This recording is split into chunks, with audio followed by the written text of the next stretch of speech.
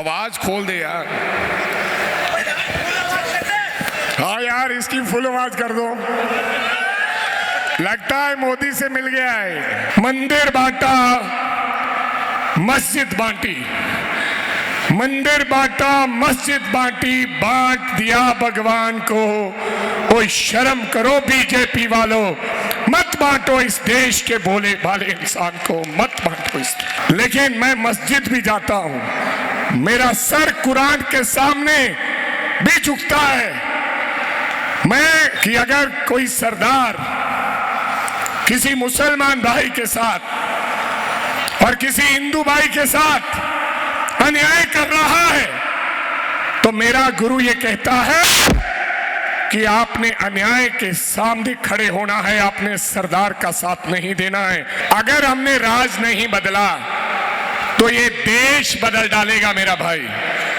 इस बंदे के दिमाग में है कि मैंने देश का संविधान को बदलना है, और अगर संविधान बदल दिया तो चाइना की तरह यहां पर चुनाव नहीं होंगे, कोरिया की तरह यहां पर चुनाव नहीं होंगे, रशिया की तरह कोई चुनाव नहीं होगा, और अगर कोई विरोध करेगा तो उसको जेल में 10 साल की सजा देगा। इतनी मोटी आवाज है तेरी, बास ये नहीं ज्यादा है। कमल साउंड ना लाया मीना। हाँ जी,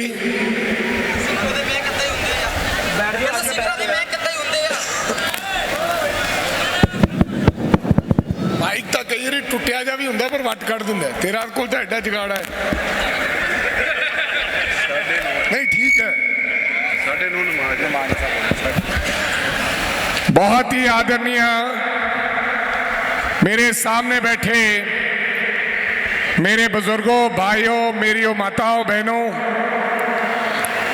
सबसे पहले मैं आप लोगों को धन्यवाद देना चाहता हूं कि आप काफी देर से हमारा इंतजार कर रहे हैं और आप लोगों ने इमरान प्रतापगढ़ी को सुनने के लिए यहां पर आए। लेकिन आप लोगों को एक बात कहना चाहता हूं, आप लोगों को इकट्ठे रहना पड़ेगा, इस देश को इकट्ठे रखना पड़ेगा, और हमारे मजहब को, चाहे हिंदू है, चाहे मुसलमान है, चाहे ईसाई है, चाहे सिख है, हमें इस देश को जोड़ के रखना है। ये देश हमारा है, ये देश मोदी जी का नहीं है, ये हमारा भी देश है, ये हम सबका देश है। आज हमारे देश को तोड़ने की साजिश हो रही है। गल है नहीं यार मुंडिया तेरी एवं माइक।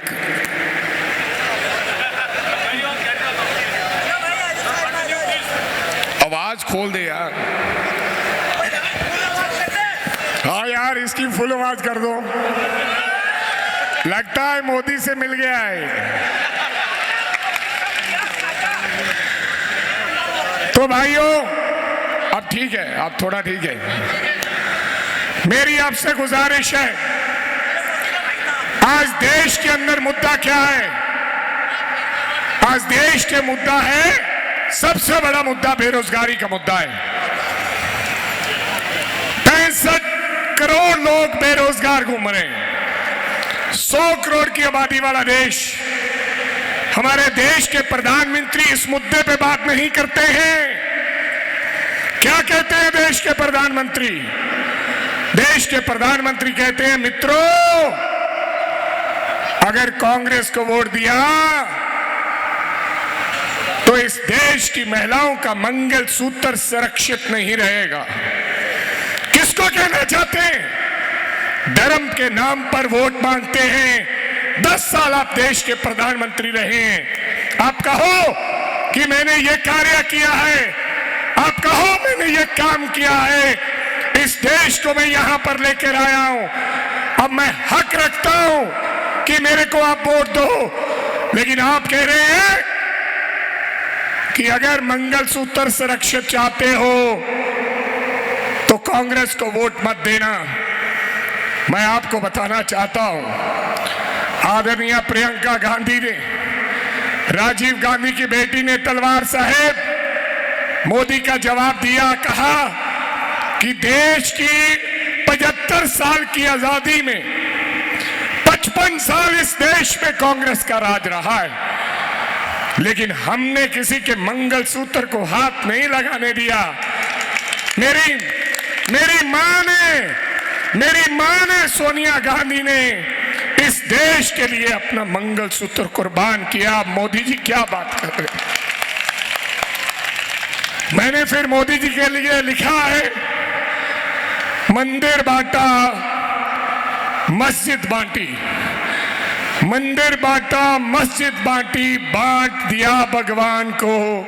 कोई शर्म करो बीजेपी वालों, मत बांटो इस देश के भोले भाले इंसान को, मत बांटो इस। मैं सरदार हूं, मैं गुरुद्वारा को मानता हूं, मैं गुरु ग्रंथ साहब की महिमा करता हूं, लेकिन मैं मस्जिद भी जाता हूं। मेरा सर कुरान के सामने भी झुकता है। मैं चर्च भी जाता हूं, मैं मंदिर भी जाता हूं, मैं कहीं और डेरे जाना होता वहां भी जाता हूं। और मेरा धर्म क्या कहता है? मोदी जी, आप तो ठेकेदार हो गए धर्म के। मेरा धर्म क्या कहता है, मेरा मजहब क्या कहता है, और मेरा गुरु क्या कहता है, सुनिए। और अगर कोई मोदी जी का आदमी सुन रहा हो तो सुनो, गुरु ग्रंथ साहब क्या कहता है, कुरान क्या कहता है, गीता क्या कहती है, बाइबल क्या कहती है। मेरा गुरु कहता है कि अगर कोई सरदार किसी मुसलमान भाई के साथ और किसी हिंदू भाई के साथ अन्याय कर रहा है, तो मेरा गुरु ये कहता है कि आपने अन्याय के सामने खड़े होना है, आपने सरदार का साथ नहीं देना है। जहां जुर्म हो रहा होगा मैं वहां खड़ा होऊंगा। मोदी जी, आपने इस देश का दिवाला निकाल दिया है। आपने हमेशा मन की बात की है, हमारे दिल की बात आपने कभी सुनी नहीं। लाखों करोड़ों हिंदुस्तानी आपको अपने दिल की बात सुनाना चाहते हैं, आपको अपने दिल की बात सुनाना चाहते हैं। कोई मुसलमान के घर में पैदा हुआ बच्चा, कोई हिंदू के घर में पैदा हुआ बच्चा, कोई सरदार के घर में पैदा हुआ बच्चा, कोई दलित के घर में पैदा हुआ बच्चा, उसका कोई मजहब और उसका कोई कसूर नहीं है। अगर कोई मुसलमान के घर में पैदा होता है तो उसका कसूर है। ये धरती है, ये हम सब की धरती है। मेरी नानी बताया करती थी, मैं 6 साल का था जब मेरी माँ चली गई, मैं 9 साल का था जब मेरा पिताजी चले गए, और कोई बड़ा भाई नहीं है। मैं अपनी नानी को माँ कहता हूं। मेरे को मेरी नानी कहती, माँ कहती कि राजा, जब ये देश बटा कुछ मुसलमान भाई इस देश को छोड़ के जा रहे थे और कुछ लोग दंगा फसाद कर रहे थे। हमने अपने घरों में कुछ मुसलमान भाइयों को रखा और उनकी हिफाजत करने का काम किया। ये देश हमारा है, यहाँ ना कोई हिंदू है, ना मुसलमान, ना कोई सिख, ना ईसाई। हमारे खून का रंग लाल है। हम में इंसानियत है। पहले हम इंसान हैं और फिर हम हिंदू, मुसलमान और सरदार हैं। भाइयों और बहनों, आपके सामने इस व्यक्ति ने रात को नोटबंदी करने का काम किया। देश में नोटबंदी हो गई, 500 रुपए का नोट बंद कर दिया, लेकिन उससे फायदा क्या हुआ? पूरा देश बैंकों के बाहर लाइनों में लगा रहा। हमारे देश के प्रधानमंत्री ने कहा कि मेरे को 50 दिन दो, मैं गरीब और अमीर का अंतर खत्म कर दूंगा और इस नोटबंदी से काला धन आएगा। मेरे देश के भोले भाले व्यक्ति प्रधानमंत्री की बात को सुन के लाइनों में लगे रहे। 150 लोग चले गए, 150 लोग चले गए, लेकिन आज तक लोगों को यह नहीं पता चला कि ये नोटबंदी क्यों हुआ, इसकी वजह क्या थी, कारण क्या था। और मैं आपको कहना चाहता हूं, नोटबंदी की वजह से इस देश में मंदी का दौर आया। और आप पूछिए, किसी पत्रकार बंधु ने आज तक नहीं पूछा कि आदरणीय प्रधानमंत्री जी, आप हमें यह बताएं कि आपने नोटबंदी क्यों की थी। और आदरणीय देश के प्रधानमंत्री ने किसी को नहीं कहा कि मैं माफी मांगता हूं, मैंने गलत फैसला लिया, मैंने नोटबंदी किया, उसके कारण आज देश के अंदर महंगाई है। आपको पता होना चाहिए, चाहे घर की वस्तुएं हैं, छोटी छोटी चीजें हैं, आज उनका क्या भाव है। और अगर आप बात करेंगे, मेरे को याद है आज से 10 साल पहले इस देश के अंदर गैस के सिलेंडर का भाव 350 रुपये हुआ करता था, और आज गैस का भाव 1100 रुपये और 850 रुपये है। कोई समय था इस देश के अंदर पेट्रोल का भाव 59 रुपये हुआ करता था, लेकिन आज पेट्रोल का भाव 100 रुपये है। कोई समय था जब यहां पर सरिया स्टील का भाव 3200 रुपये क्विंटल हुआ करता था, लेकिन आज 6500 रुपये क्विंटल सरिया और स्टील मिलता है। कोई समय था 27,000 रुपए का सोना मिला करता था 10 साल पहले, जब कांग्रेस पार्टी का राज था, लेकिन आज सोने का भाव 75,000 रुपए तोला हो गया है। और डॉलर का भाव, जो अमेरिका का रुपया है, वो 84 रुपए का हुआ है। जो ज्यादा पढ़े लिखे लोग नहीं है, मैं उनको बताना चाहता हूं, जब डॉलर महंगा हो जाए और सोना महंगा हो जाए, तब आप समझ लीजिए कि ये देश गरीब हो रहा है। इसलिए सोने का भाव और ये डॉलर का भाव बढ़ता जा रहा है, लेकिन मेरे देश के प्रधानमंत्री को इसकी चिंता नहीं। देश के प्रधानमंत्री ने क्या किया, देश की लोकसभा बनाई, करोड़ों रुपया देश की लोकसभा पर लगा दिया। अगर देश का प्रधानमंत्री लोकसभा नहीं बनाता तो 100 पीजीआई अस्पताल बना सकता था आप लोगों के लिए, जिसमें 5 लाख 10 लाख लोगों का रोजाना इलाज होता। यह मेरे देश के प्रधानमंत्री ने नहीं किया। देश के प्रधानमंत्री ने क्या किया, सरदार पटेल की मूर्ति बनाई, 3000 फीट की मूर्ति, क्योंकि मोदी जी को आदत है, मैं की आदत है कि मैंने ये किया है, मेरे समय में ये हुआ है। उस मूर्ति का कोई फायदा नहीं है। मैं पटेल जी के खिलाफ नहीं हूं, मैं पटेल जी की इज्जत करता हूं, लेकिन उस मूर्ति छोटी बन सकती थी और उसकी वजह कोई नया अस्पताल बन सकता था। मेरे सत्कारयोग भाई और बहनों, मैं आपको गुजारिश करना चाहता हूं कि हमने इस देश को बचाकर रखना है। इस व्यक्ति, अगर मोदी आया तो ये देश का संविधान नहीं रहेगा। हो सकता है ये देश के संविधान को बदल दे, और अगर देश का संविधान बदल दिया तो इस देश के अंदर चुनाव नहीं होंगे, और अगर चुनाव नहीं होंगे इस देश में शासनकार हो जाएगा। जैसे चाइना में, वहां चुनाव नहीं होते, चाइना में चुनाव नहीं होते। अभी नमाज है,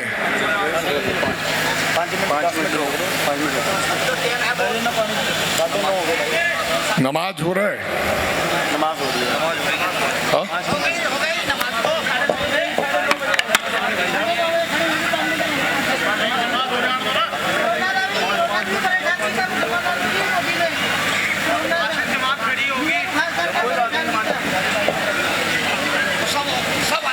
बात जाइए। इमरान जी आने वाले हैं 2 मिनट में। 5 मिनट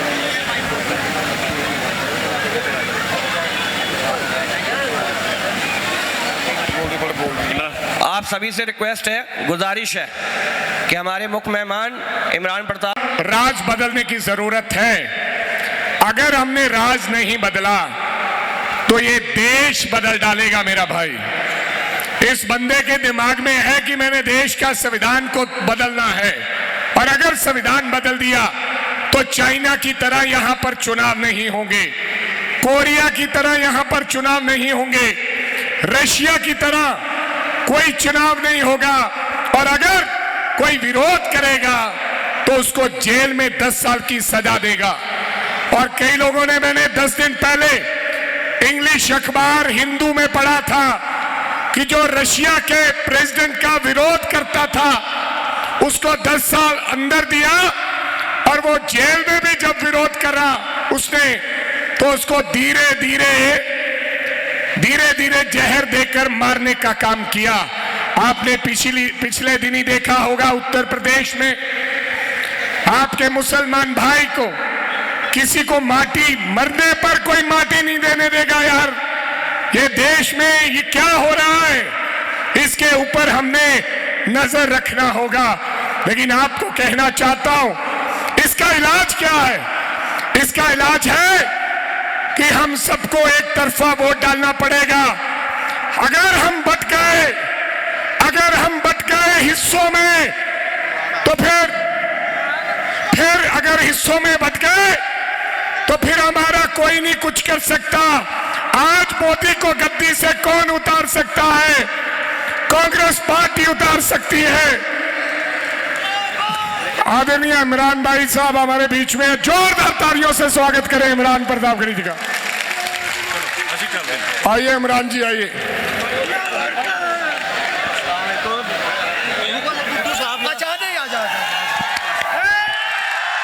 जोर से पता चले इमरान भाई को कि पंजाब आए हैं, और जोर से भैया, जोर से।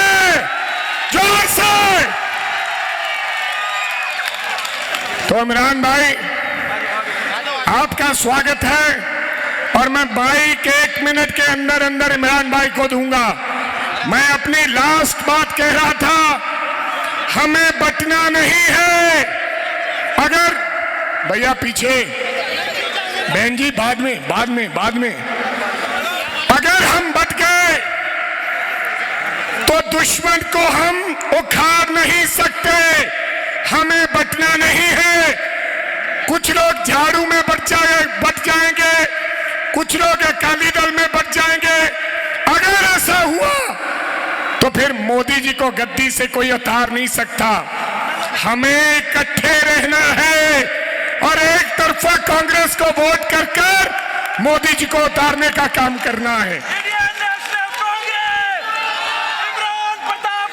इस बात का आप लोगों ने ध्यान रखना है, और आने वाली 1 तारीख को पंजे वाला बटन दबाना है, और अपने भाई इमरान प्रतापगढ़ी के छोटे भाई को आपने जिताने का काम करना। और मैं आपसे वादा करता हूं, इंशाअल्लाह अगर आपने मौका दिया, देश की लोकसभा में हंगामा कर देंगे और उनको बता देंगे कि हम उस मिट्टी के नहीं बने जिस मिट्टी को आप उखाड़ना चाहते हो। हम बता देंगे कि हम आपसे ज्यादा हिंदुस्तानी हैं, हम हिंदुस्तान को प्यार करते हैं, हिंदुस्तान के तिरंगे को प्यार करते हैं। मोदी जी, आप हमें तोड़ नहीं सकते। आपका बहुत बहुत धन्यवाद, आपने जो प्यार दिया, और उम्मीद करता हूं कि सब लोग, ना कोई झाड़ू ना कोई तकड़ी, सब लोग पंजे का बटन दबाकर मोदी जी को विदाई देने का काम करेंगे। आपका बहुत बहुत धन्यवाद। जय हिंद। और मैं अब गुजारिश करूंगा, हमारे भाई जिनको देखने के लिए पूरा देश आता है, जिनको सुनने के लिए दुनिया दूर दूर से आती है, जब इमरान प्रतापगढ़ी बोलता है तो मोदी कान लगाकर सुनता है कि इमरान बोल रहा है, लेकिन इमरान भाई अपने हिंदुस्तान के लोगों के लिए लड़ता है। इमरान भाई इस देश की बात करता है, इस देश के तिरंगे की बात करता है, गरीबों और मजदूरों की बात करता है, लेकिन मोदी जी कान लगाकर सुनते हैं कि इमरान क्या बोल रहा है। और मैं गुजारिश करूंगा कि आदरणीय इमरान भाई अब आपको संबोधित करेंगे। जोरदार तालियों से इमरान जी का स्वागत। धन्यवाद।